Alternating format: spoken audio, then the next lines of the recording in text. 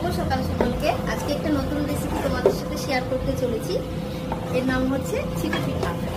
এটার জন্য চালের গুঁড়োটা ভালো করে গুলে নিয়েছি। এবার আস্তে আস্তে দেখো কড়াইতে দিয়ে দেবো। দেখো কড়াইতে দিয়ে দিচ্ছি। কি করে করতে হয় তোমরা একটু দেখো।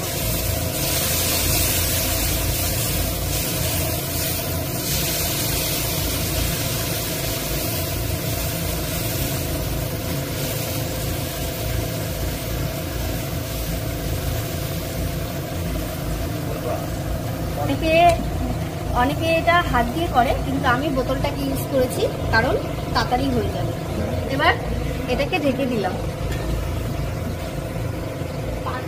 সাথে আছে ঝাল ঝাল কাবলি ছোলা। এটা এবার আমি তুলে নিচ্ছি।